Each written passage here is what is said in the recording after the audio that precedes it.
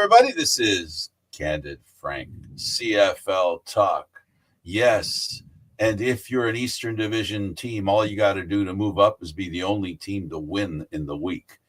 Yeah, it seems the East every week is getting beaten up.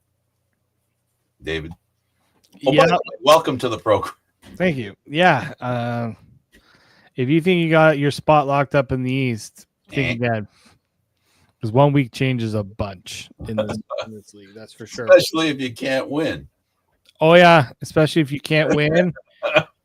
Well, I think all these teams lost except for Toronto. Right. Well, Hamilton was on the bye, so they didn't lose. Yeah, Hamilton didn't play, but the other two that were playing lost. Mm-hmm. And the other two are of importance to the Argos because one is directly in front of them, and the other one's just another game ahead of that. So, if the Argos can get into a winning streak and, win 3 or so in a row, the standings could look very different very quickly. It's that kind of, we really thought, I won't drag you into it. I'll just drag myself into it. I really thought that the Eastern Division was on its way to being extremely competitive, maybe even it's hard to say, but I'm going to say it anyway, better than the West. I can hear the laughter coming out of the West right now. You hear it? Yeah, there it is. Yeah, no, you're not the only one that thought that there was going to be maybe some improvements made. I didn't think personally, I didn't think they were going to be better than the West because, I thought the West still had very good options. But the issue is we didn't expect them to take this much of a step back and look this far out of league with what the West has provided this year. As a group, yeah. Like Hamilton fans are probably saying, well, hey, we still have a winning record. But you've lost to the fourth best. You lost to the fourth best team in the West that has a losing record, and right. The Hamilton got off to such a strong start, but then they've kind of flooded a little bit, and so they lost to BC. Who else have they lost to? They lost to Saskatchewan. Think twice, and they think they lost to Calgary. Like they're in a position right now where they don't. I don't think they're in panic mode in any stage, in any rate. But if you're looking at how the West and you think, is this the year that Hamilton can finally do it? Well, they got to show that they can beat a team in the West first before they can even say that. Well, the thing about Hamilton and I can hear the Hamilton fans right now. The thing about Hamilton is they won games they really didn't deserve to win. That they snuck out a victory. They had 2 or 3 of those, right? Then if those 3 had gone a different way, the standings would look totally different. Now, that's not to take away the fact that they did win, because that's the most important thing. We can talk about how they almost lost, but that's irrelevant other than in the sense of gauging a team's overall performance.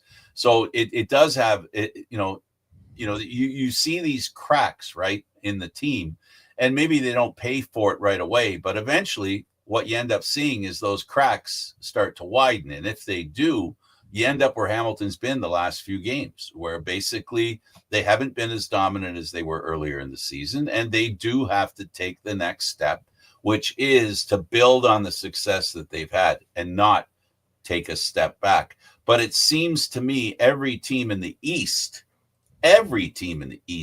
has taken a step back. So we don't notice so much that Hamilton has taken a step back because of the other teams really taking serious steps back. Montreal, for one, they're second, but gauging them by the last few games, I don't know how they're second, but they are. Montreal's I think they're in the most peculiar position because they should still feel good in second place just because they have that lead. But it's just they're only up 4 points. They're only 2 games up on Toronto and Ottawa. Like if Montreal loses their next game, which is against Hamilton, then all of a sudden in a few weeks they go from playing Hamilton to Saskatchewan. I ain't easy. Then playing Toronto. Like these next 3 weeks are going to be fascinating for the playoff. Totally. In the Eastern Division, things could really be really tight if the wrong teams lose. No, I agree, and I do think that in a lot of ways teams don't. I keep hearing we keep saying, the season really starts on Labor Day, and people think that that's a slight on the league. I think it's kind of it's not thought out properly. That the way that argument's pointed out, I think it should rather than saying the race to end the season to solidify your position. It really It's the home stretch. It's the home stretch. Right. That's when you got to have your good final kick, right? That's when the final kick matters. It's also because we tend to see how many teams that start off so well, but then they falter, and then you get the team that's hottest at the end. They tend to, just do enough to win. And I think it's disingenuous to say that, I do think that there's value to the season, beginning and ending, but I just think that we've seen far too often where teams get off to these hot starts. They get injuries at the wrong time, or their play falls off at the wrong time. And that's why the CFL season, as an 18 game season, you have to play all 18. It's all in sectors, right? The first 6, second 6. We're just past the halfway point. Like we're almost at a third way of the second 2/3 of the way through the season. No, I don't think any team in the league is giving up on their season in any strength in any sense. Absolutely. Right? Yeah. Nobody, I don't think, has given up on where they are between now and the end of the year. How can you, if you've spent any time in this league, very well that what happens from here on to the end is very important. We see it every year. The team that goes into starts a run now, the team that plays really well now going into the end of the season has an excellent shot to not just make the playoffs or not just finish first, but actually make it to the Grey Cup and actually win. There is this thing about the Canadian Football League where there are teams that gather momentum. And part of that momentum is having a healthy quarterback and a team that plays well in every phase of the game. And if they go into this run right here, where let's say, just for an example, okay, we saw a couple of years ago, Montreal added 2 guys. And when they added those 2 guys, they kept rolling at the end of the season. They weren't that good before that. Then they became really good and they rolled right into the playoffs on a roll, beat Toronto, went into the Grey Cup, beat Winnipeg. Now, that's not something that we only can say about that one situation. It seems every year it's the same thing. You get on a run. The Argos get on a run at the end of last year. Bingo. They end up winning the Grey Cup. It's just something that happens. So it's important at this juncture in the season that the organization, the management team, has a deep understanding of what they need to do to get better today, not tomorrow, but get better today and act like they're a better team and the team plays much better. They have a plan, they execute the plan, and they look really good. This is when teams, no matter where they are in the standings, within reason, can turn things around and end up in the Grey Cup and actually win. And I don't think with that victory that the Argos had, that third victory is very important. They've got a chance to do what we're talking about. And they have to do what we're talking about, because if they don't get hot right now, not only will they not win a Grey Cup, they won't make the playoffs. The same thing's true for Ottawa. We know that Edmonton's on the move. They've been really good lately, 1 games in a row, I think 3 games in a row.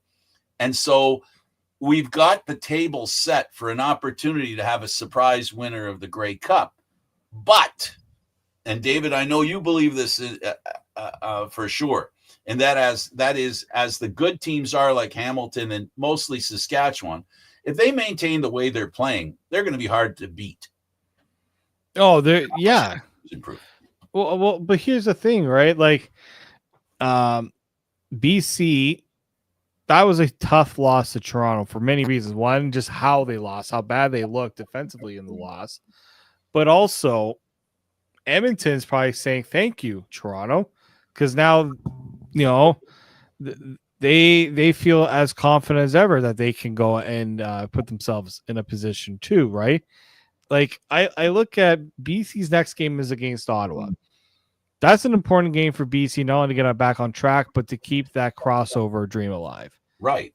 Also, because Edmonton's got a tough schedule coming up. They got Calgary coming up, with the they got the Labor Day, back to back. That's two tough games for Edmonton against Calgary. So if you're BC, your next two games are against Ottawa. Those are almost like must-win game. Like you have to win those two games because then Edmonton plays Toronto, and these games are so vital. Not only, as you said, to build up a bit of momentum, but also because you're looking at such a tight window, right? Where you don't have a lot of room for error in a lot of ways. In essence, oh, sorry, go ahead. No, my apologies. Yeah, but like I think if you're a West team, nothing's set. Like now, Saskatchewan looked like they were the beast of the West. Nobody can really touch them. Then Calgary beats them. And you're like, can Saskatchewan keep this going? Can they avoid a potential collapse themselves? Because frankly, this is not an easy stretch for them. Not by any stretch. No, they have obviously they got Winnipeg this weekend, and then they'll have the Banjo Bowl. Like these are such intriguing matchups that I don't think any team should feel like they're one way or another in a comfortable position. There is no such thing right now as a comfortable position in the CFL. Simply put, the simplest thing I can say to highlight the advantage that Edmonton and BC have is that they are in the driver's seat. All they need to do is match whatever Ottawa and Toronto do each and every week. As long as they match what Toronto and Ottawa do, Toronto and Ottawa are out of the playoffs. Because right now, all that BC and Edmonton have to do is maintain the lead they have. BC by 2 games. So they have one game that they can lose more than the other two. Edmonton, on the other hand, has one that they can lose because if they finish tied, then the team in the East gets it automatically because tie goes to the East, the home division, if you will. So yeah, so this is something that's going to be very interesting. And the way it's going to work is Edmonton right now, as far as I'm concerned, David, I look at all the lineups and I look at all the quarterbacks that they have, and I have to say that Edmonton is the most improved at quarterback. They have flipped from struggling at that position to having a guy that you could put 2 or 3 as best quarterback in the league. You could put him at 2 or 3 and not have too many arguments, I don't think. And I'm talking of Fajardo. No, and that's the thing is that's been the if you're an Edmonton fan, you're probably going, oh, like should we have done this earlier? Should this have been the move earlier in the year? I hate to really always put that because that's that's a decision that the team had to have made. They made the move to Cody. They didn't win right away either, right? But yeah, he's again, he's a player that when people are doubting or people are they kind of overlook, he wants to show up. He wants to show them. Don't count us out. Please don't count us out. Last time you counted us out, look what happened. They went on to win. He went to win a Grey Cup. Now, I do think that teams eventually will start to figure things out, and then you're in a position where you have to kind of decide, especially if you're Edmonton, like Trey Ford is just sitting there. You're at no point should you consider going back to him unless Cody gets hurt, right? And so if I'm Edmonton right now, you're feeling pretty good about the quarterback play you're getting because you're getting enough. But the thing is, enough isn't going to do it against teams that have already shown that they can beat you. You have to find a way to elevate yourself. I don't know if Fajardo enough is going to do it. I think they need more if they want to show that they are capable of taking that step. And keep in mind, Toronto has a game left with BC and Edmonton. One in BC, one with Edmonton and Toronto. So there's a bit of control there where the Argos can bring the opponents closer, and then worry about matching or bettering, the other team. So they're at a good point. Like they could split the two. Like it could be a battle for third in the West if the East starts carrying its own weight, right? Which is what we're talking about. Can Toronto or Ottawa carry their own weight? And if they can, then it becomes a battle between BC and Edmonton to get that third spot, and for Toronto to fight with Ottawa for their third spot. So they've got an opportunity. Not that the Argos have any control. I still grant BC and Edmonton. They just have to keep matching Toronto, and then they'll take them. But what I do like, as well as that, we're having a nice battle at the bottom. We're having an interesting battle at the top because Hamilton is dropping down towards Montreal, and Montreal, if they clean up their act, they could continue to battle. They got two choices, and I really think, David, I don't know which way Montreal is going to go. They've either got a chance to battle for first or suffer the indignity of being caught by one of the teams below them. We don't really know what Montreal's going to do. They've been, I think that they've been the most inconsistent team recently. There's no team that's played as good as them and as bad as them, but in recent weeks, in a short time span. Yeah. So it's going to be interesting what Montreal does from here moving forward. Well, and we're still, I haven't heard anything yet, but what's going on with Davis Alexander? Right? That's the big one for me. If they're saying, I think today I read somewhere that, it wasn't today. It was a few weeks ago. That maybe he's targeting a return sometime in September. Oh, sometime isn't it could be beginning of September, middle of September. We've got the whole month of September in front of us, so that's a very big option to pick from, right? Yeah, he's got I think Shinetti tweeted out that he has a compression sleeve on his left leg. He's been moving. You did see him. I'm sure many of you saw him on the sidelines during that game against Winnipeg, where he's trying to will his team forward. I just don't know if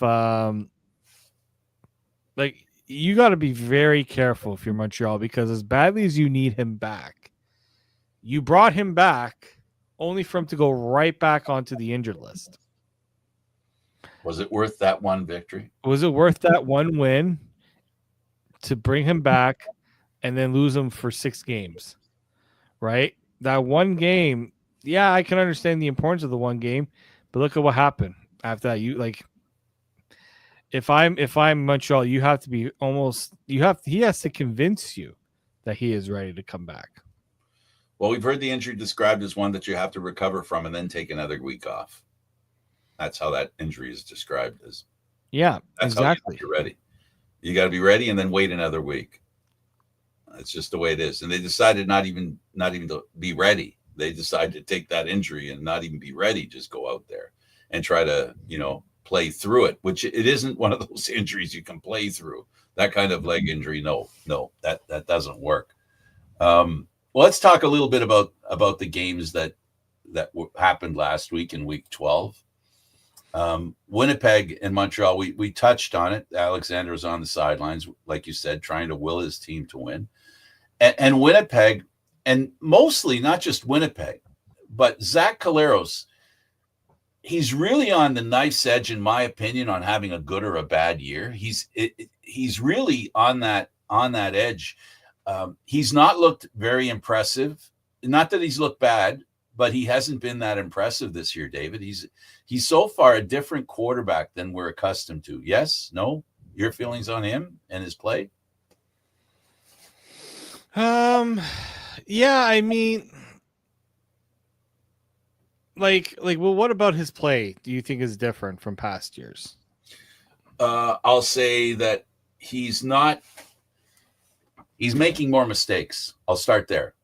He's making more mistakes. It's not like interceptions by Zach Collaros were unique back in the day, if you will. He did throw interceptions, but that's because he's a big play quarterback. He likes the big play, but likes, my question here is, does he have a big play receiver that he can throw? Because the thing is, he likes to make big plays, but does he have a receiver that's gonna go up and make the play for him too? That's the big one too. He doesn't have Kenny Lawler anymore.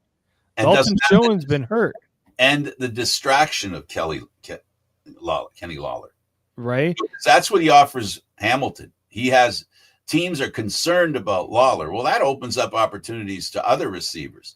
So does Winnipeg have a distraction? No, I agree with you. If that's what you're suggesting, they don't have a receiver that's a distraction to defenses. I think, look, they've been very fortunate. Nick Dembski has been able to make big play after big play for them because they needed it. They needed every little bit of what he can provide them. But his best work, though, is being a slot back, right? He's not a big. He's not throw it down the field and have Nick Dembski catch it. He is. If you get him in open space, his speed at his age, his speed is still incredible. I give him so much credit for and to make him miss quality. Exactly, but I also think, do we? I think with Zach, he needs the run game to open up things open up things because he takes a lot. Sometimes he feels like he needs time. I wonder if the arm strength is something too. Like he's not a young guy anymore. What about his hand? Because that's what caused him. Yeah, the hand is also something you always kind of have to be weary about. But for me, it's more so, does he have all the components needed? Right. And I do think that the big one there is his I'm not convinced that he has the weapons that he used to have. That's a big one for me. He had, like you saw in this game against Montreal, that as soon as they won that game, not because of Collaros, but because of Brady Oliveira. Once Brady Oliveira got going, that's where you saw the difference. And the interview they did on the sidelines, that was a guy who was relieved. Yeah. Right? He talked all about continuity. And the biggest continuity isn't just the players, but it's his play. There hasn't been any continuity in his game. He's had a slow start this year. Last year, he had an injury, came back, and he jumped right into being the important cog in their offense. This year, he hasn't looked as dominant. So I guess, I don't know. Is it an injury that we're not aware of, or is it an injury we're aware of and he's not fully healed from it? But he doesn't look as impressive and dominant as he has in the past, in my opinion. No, I don't think so. I don't think he's looked as good, and I'm sure he would say he's not playing at his best either. But, I do think that he's still, if you're going to ask me, how many quarterbacks am I taking ahead of him? Are you taking Nick Arbuckle or are you taking Zach Collaros? I take Nick Arbuckle. With the way that he's playing in that offense. Absolutely. Now, would you take Zach Collaros in Toronto's offense or Zach Collaros or Nick Arbuckle in Toronto's offense? I'm Nick Arbuckle all day. He has proven to me this year, that Shakespeare, when all heads around me are, when the craziness going around the team and is still finding a way to be a really good quarterback. That to me is admirable. And that's something that speaks to a quarterback's focus. He has not thrown that many interceptions. In fact, when he does throw an interception, it's a big deal because he hasn't thrown that many. He's playing on a team that can't afford to make mistakes. Well, for goodness sake, what position in football is prone to having mistakes happen? Because it's quarterback, because it isn't just about the quarterback. It's about receivers. It's about ball security. It's all those wonderful things. So, as always, the quarterbacks are either the hero or the GOAT. There's no in between, it seems sometimes. Okay, and I think you can make the case this year that Arbuckle has played better and has been more deserving of accolades than Claros for sure. I consider him for MOP if he continues that trending the way he has. Because it was easy to say, Bo Levi Mitchell, a lock. Nobody's going to beat him for MOP. But now he's shown that he's human and he's falling back to the crowd, right? And then it's a question of whether somebody in the crowd like Arbuckle can keep playing really well and maybe even surpass, Bo Levi Mitchell. But again, the record that Bo Levi has with wins and losses clearly outweighs what Arbuckle has done. But he's done it pretty much on his own. He hasn't had much help, in my opinion. I just don't think the defense and the special teams has carried their weight. They've carried very little weight. And I think they tell you too that, they've been a very big disappointment for the Argo team as a whole. So that's why I think Arbuckle's important. It's that old adage about, or argument that we always see in the media and people have. Is he more important to his team, or is he on a better team, so he's not really that important to his team? You take two guys that have the same stats. You have one team that's dominant as a team, and the other one, he's dragging his team up. Which player is more important to his team? There's always that debate, right? And right now, that's the debate you would have if you're talking about Arbuckle versus Bo Levi Mitchell, right? But then now, when it comes to, because I don't want to overlook anybody, Harris is the guy. If Bo Levi Mitchell continues to struggle, he's the guy that's going to be the favorite. I think Trevor Harris, I've had Trevor Harris ahead just because he's done it without his top receivers. He's done it without his top offensive linemen. So I'm more so leaning towards Trevor, but I think Bo Levi is not far behind. But Vernon Adams is also that's good. Like you have a case for Vernon Adams Jr. because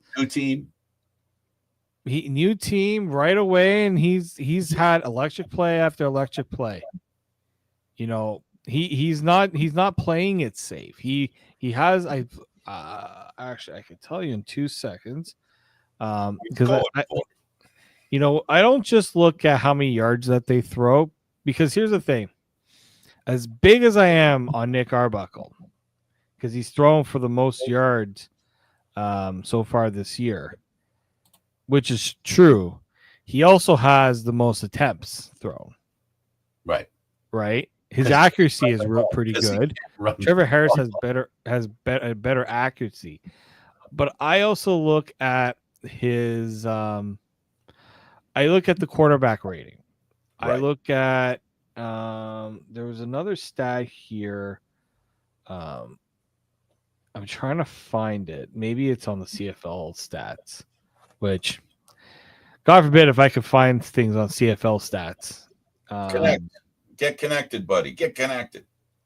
How many big plays? Arbuckle's starting to get the big plays to go for him. But which quarterback is also the best in the red zone? VA actually, VA is probably better in the red zone, a bit better. But to me, Trevor Harris has the best quarterback rating.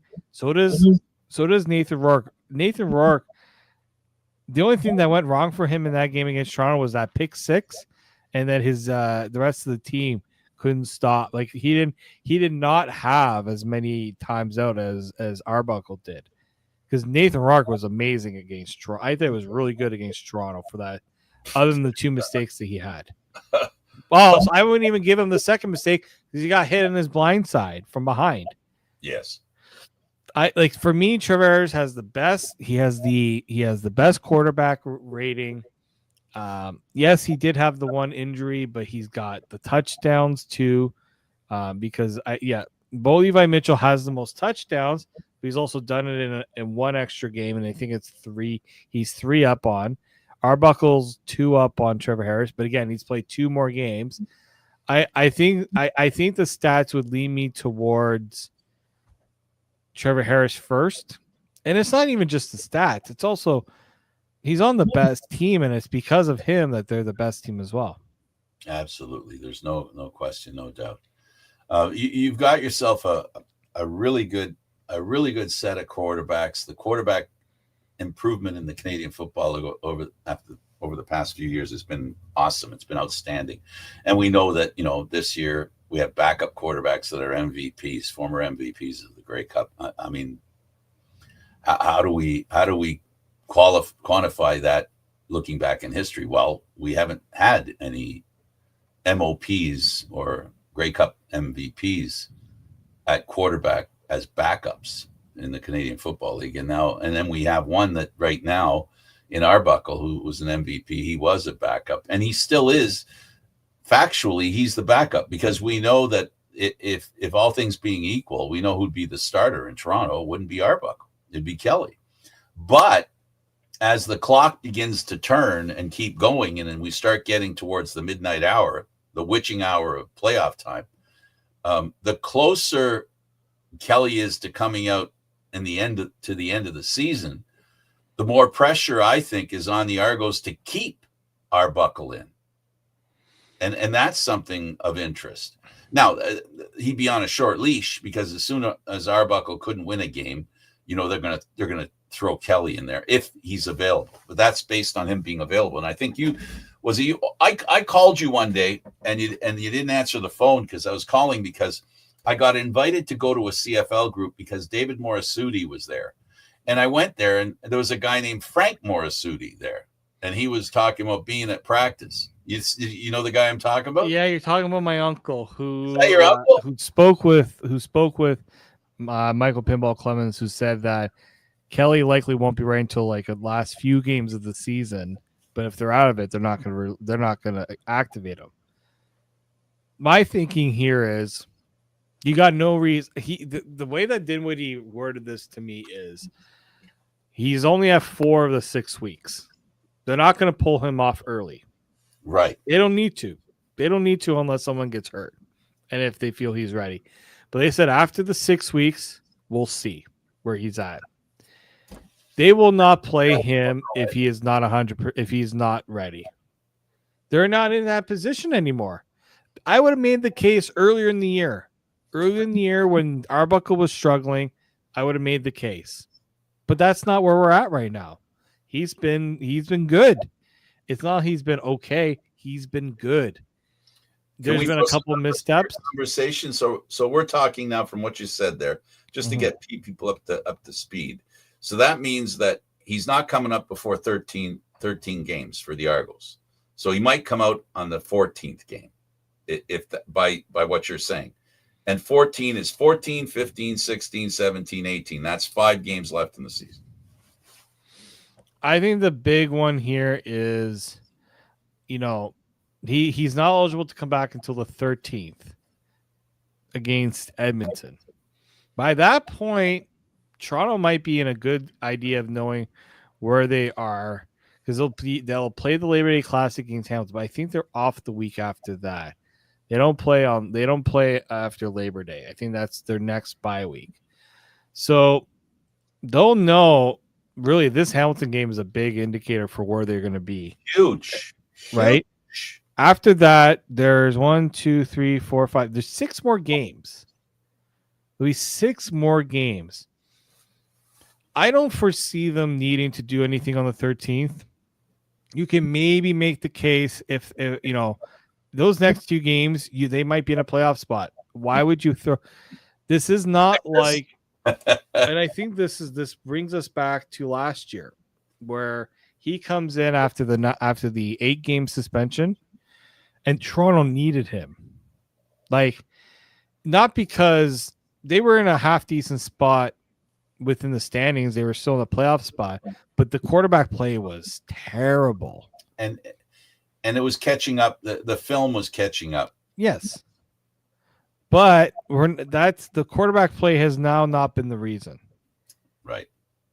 And I think that's where people need to understand is look at the reason why they're losing. And I think that's why they need to take a second and make the right decision based on where the issues are rather than they don't need to make the Chad Kelly.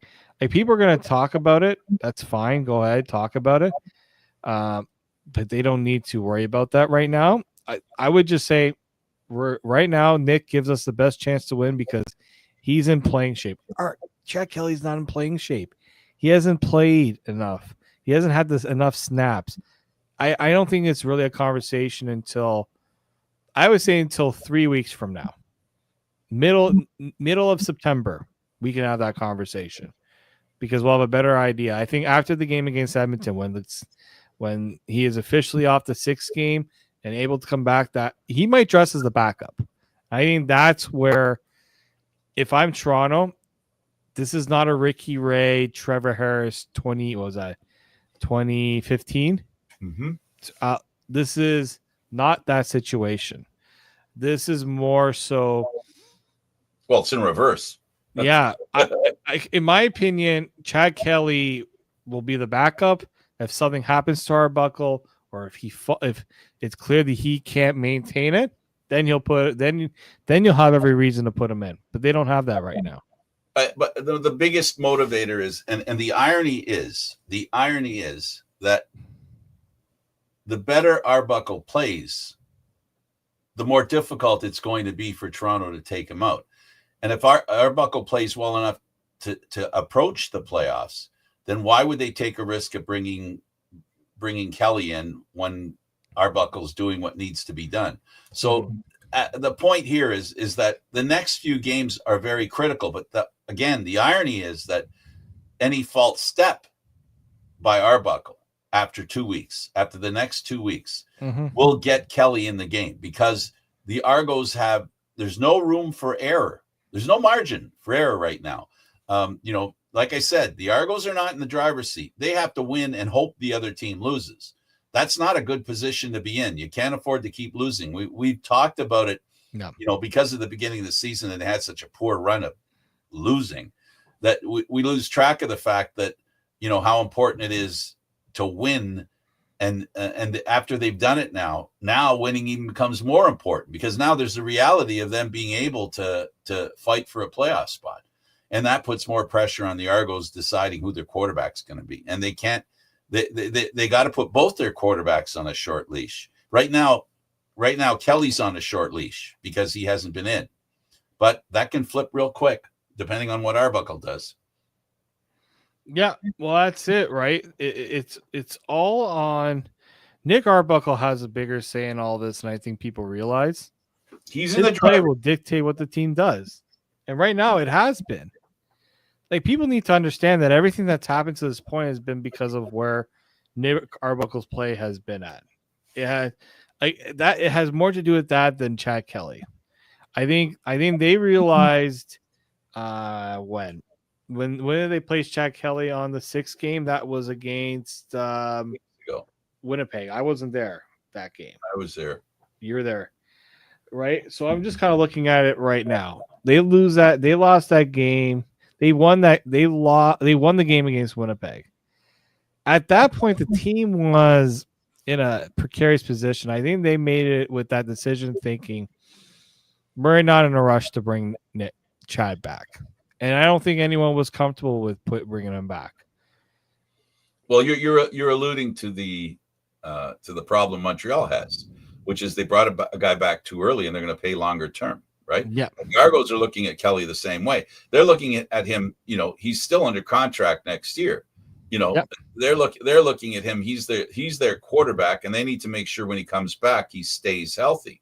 And that's the primary goal for the Argos. It isn't putting him in this year. That's not the first goal, I don't think, for that. No, and that's where I keep saying people plays well. They can afford to think that way. Sorry.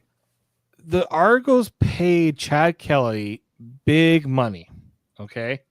I'm gonna remind myself. They signed Chad Kelly to a 3-year agreement in 2023. Okay. So if my math is correct, okay, this is season 2 of that agreement, right? Season 2. That means you have one more year after this one. How much of that money? And I don't. But the thing is, we don't know the whole specifics on how the deal breaks down. But it all depends on how much guaranteed money he is offered in that final year of the deal.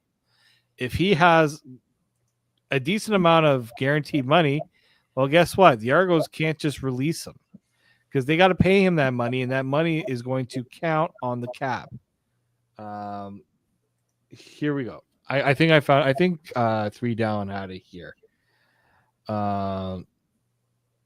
Let's see. So in 2020, so he's due 250 at signing. So that was in 2024, but he can't collect it if he was going to the NFL. Here we go.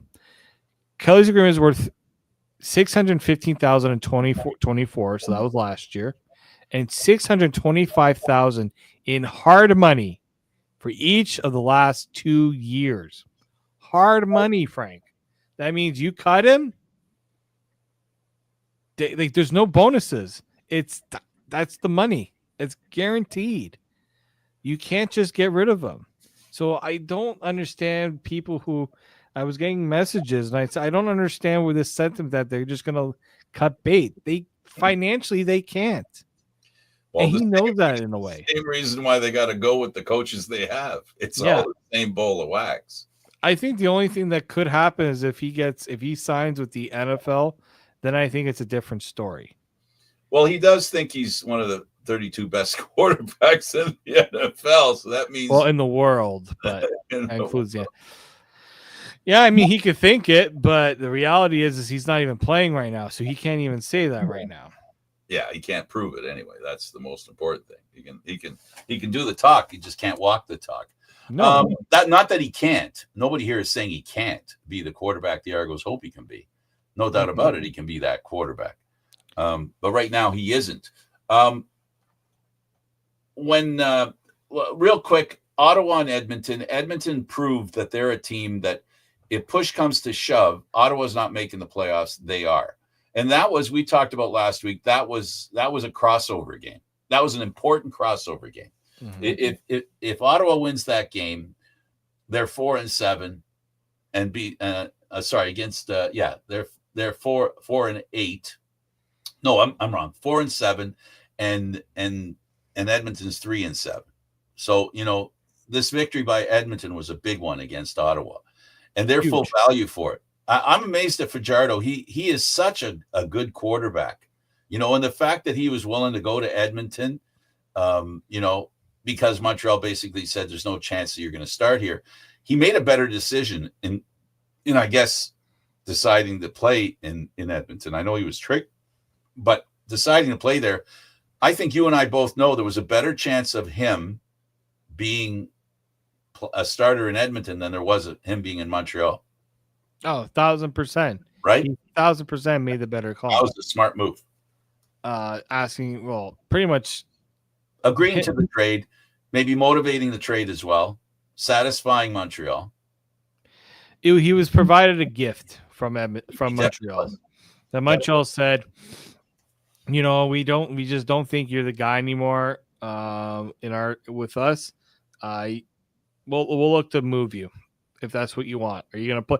And remember, there was no guarantee he was going to play because he wasn't even sure if he was going to play in the CFL ever again. And did he have enough left? Well, I think he proved he does have something left.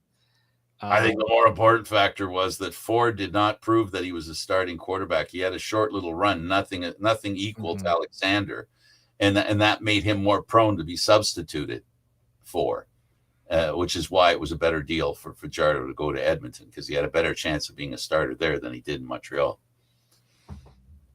Yeah, no, I do think that when you look at the way that the season has gone for Edmonton, especially with Fajardo, you look at the numbers that he's put up. he's got enough. It's shown that he has enough weapons there. He's still running the ball. He actually ran the ball a lot more than I expected him to because they didn't really want him doing that in Montreal. I appreciate that they're not restricting him on that in Edmonton.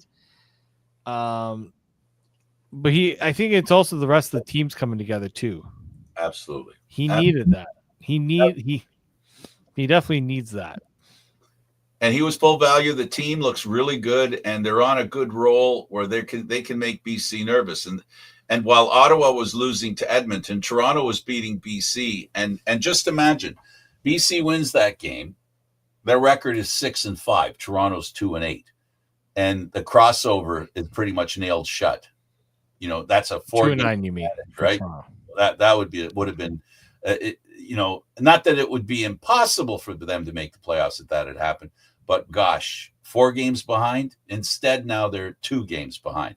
That's the big key there. We talked a little bit about BC. We talked about the quarterback, and we talked about Toronto's quarterback. And what we haven't done is talked about Saskatchewan and Calgary.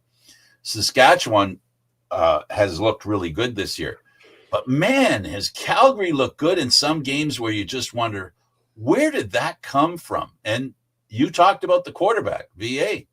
And he's the guy. He's the man. He's the one who figures out how to win.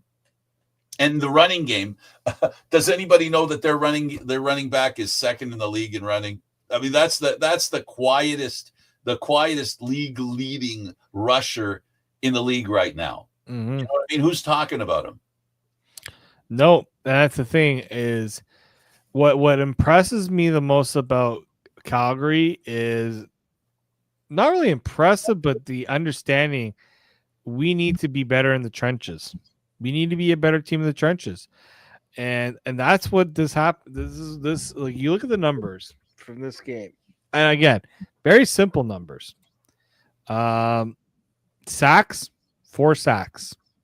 Saskatchewan, 0 after they had 6 a week ago against Hamilton.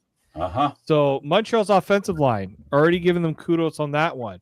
Rushing yards, 141 for Calgary versus 89 for Saskatchewan. That's another win right there.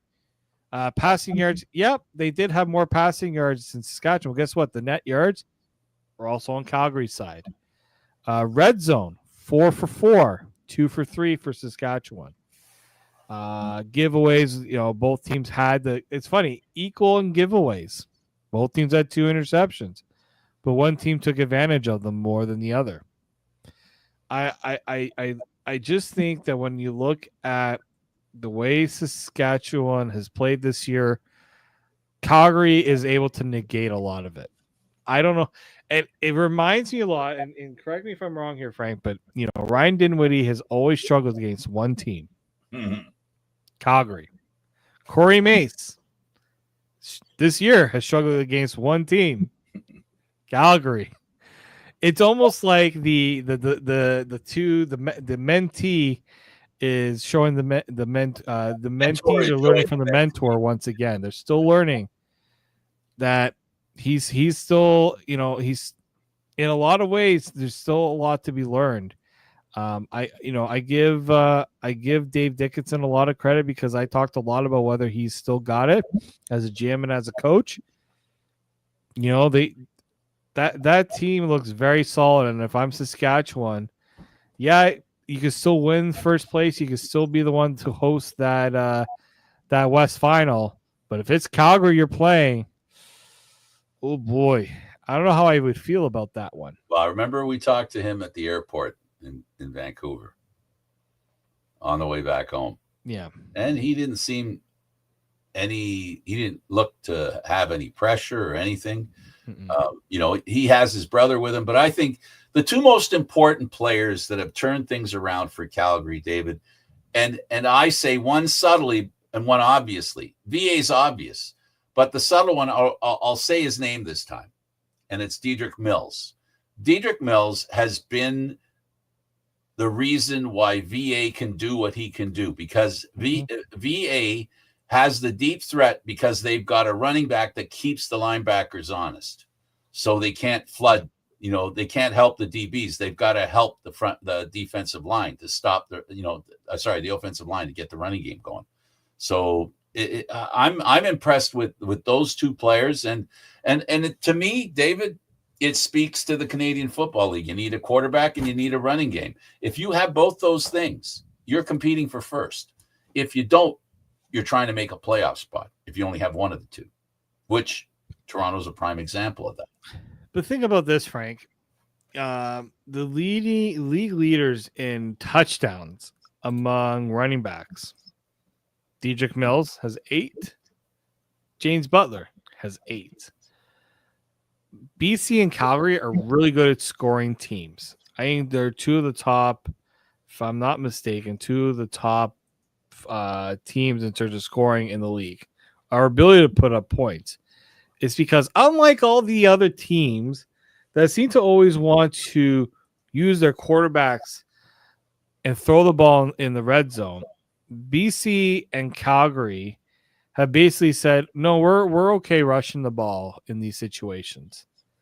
Calgary and BC both are among the tops in rushing touchdowns. Actually, Edmonton is tied for second with Calgary with 11.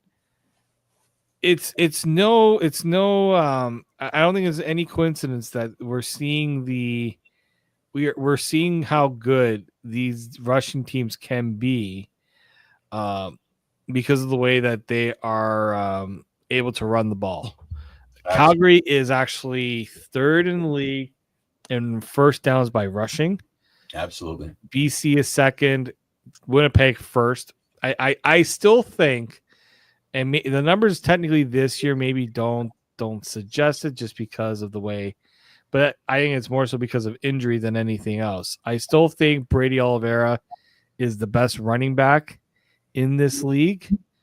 I think Dedrick Mills is definitely up there. I think like James Butler has been so good this year. I don't think he gets enough love either for what he's done in BC after what happened in Hamilton last year.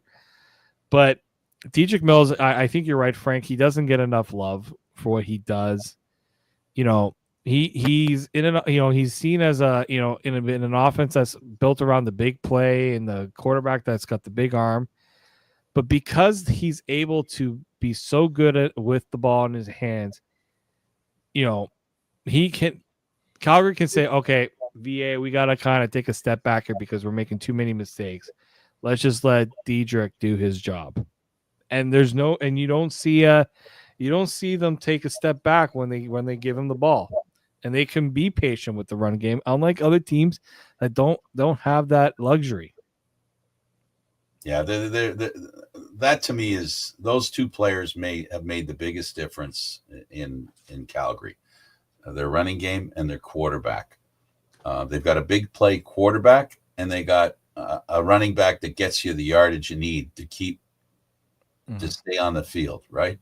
And you don't have to make 40-yard passes to keep going. If you have a decent running back who gets you the first downs, that's awesome. And the distraction of having a running game, we all know it. If you have a running game, it's a distraction for the defense. So that gives you an opportunity as a quarterback. There'll be more plays given to you that you'll be able to see. When we say that the quarterback should take what they're given, well, they're given a lot more if they have a running game. Yeah, I think that's always been Toronto's problem. They don't have a running game. They're top. Pretty sure they're. They had a running game if they can figure out. And I like the guy they brought in, David. Brown looked good. Yes, he did. He's looked good because he's able to. He just understands how to use the blocks, or he just has the. He just understands what's needed of him to get those hard yards. Like Deonta McMahon is a great running back in open space. He's more of a catching back. He's a two. You can do a dual threat there, but you need one guy that's able to carry the rock, and that's what Kadeem Carey was supposed to be. And I think that was what we're hoping what Mayan Williams was going to be until he got hurt, right? And he got the concussion and neck injury. But Frank, their leading rusher this year is the quarterback. A guy that doesn't really run. That's And insult so injury. now we also know that the big problem here too is they don't have the offensive line that they used to have. Their offensive line has taken a big hit this year, and they just don't have the ability to push things up. But Spencer Brown. Well, hey, look, like I'm sorry to interrupt, but with Spencer Brown, you've got a guy who at the line of scrimmage makes moves that make it hard to be tackled, and it's funny, he's bigger than McMahon, but McMahon plays like he's bigger. He tries going through the defenders at the line instead of avoiding them. And what we saw Brown do in that game when he came in was his elusiveness. And then the speed, and then try to break tackles, but get past the line of scrimmage, which McMahon's had trouble doing. Yeah, no, I do think that McMahon has had a hard time breaking through blocks. He's trying to be a north-south runner. He's not a north-south guy. He is a bounce to the outside. Speed. Yes, and use your speed. When he bounces outside, that's where he's at his best. And that's where I think the Argos have struggled to really get that out of him. But I do think that the last game, now he did get hurt again. I don't know what his status is going to be. But if you're Spencer Brown, that's a job. There's a job that's been waiting for any running back. They've tried 3-4 different guys, and nobody's been able to take that mantle. Not at all. Absolutely. And I think that's going to be the big one there. Can they get him in a position to can they get a running back that's going to make Nick Arbuckle even better? This is the thing. Nick Arbuckle's good. How much better would he be if he had a run game where teams aren't sitting back and daring him to throw it? You introduce a running game where you can do a little bit of play action and run, fake the run and throw it. That offense would be even more dynamic, but that's been something missing. And it's not, and people always say, the coach goes with what's working. And I think that's something that doesn't get talked about enough for sure. Winning requires what's working. Yeah. So that's it for this week. And of course, David, we're gonna head to Hamilton. At least last time I talked, we'll be headed to Hamilton for the Labor Day game, which will be really interesting. And I'm so grateful to the Canadian Football League and their schedulers. They scheduled the game for what, 2:30 or 3 It's o'clock? 2:30. Yeah, it is 2:30, and that's fantastic for me because I'm like 3 hours away from home. So, by the time we go from your place, from there to your place and meet my home, I'm grateful it's a 2:30 game. So it means I'll be able to get home before 11, which is awesome. And I'm looking forward to that game. No bigger a game for the Argos. This is the first time that they're in a game against Hamilton where they're not worried about holding Hamilton back. More, they're worried about holding Hamilton to account. And they're the ones that have to prove they're the better team here because they haven't proven that through the season. So the underdog after the past few years is the Toronto Argonauts, and Hamilton is the favorite, no doubt. But it's going to be an interesting game, a great game in Hamilton on the weekend, on Labor Day, 2:30 for those of you that are watching on TSN or CTV. Yeah, no, it should be hopefully a good game. Hopefully not like the last game where one team was clearly superior to the other. We'll find out. It's all good. This is the whole thing about football. On any given Monday, I guess, is what we're saying today. On any given Monday, you never know, right? Thanks for doing this, David. Thank you, Frank. He's David Morisuti. I'm Candid Frankson. As you can see, our contact information below our pictures. And hope to see you again next week. CFL Talk will be back by then. Thanks a lot, everybody. We'll see you next time. Enjoy your weekend and all the great football that's coming up this week.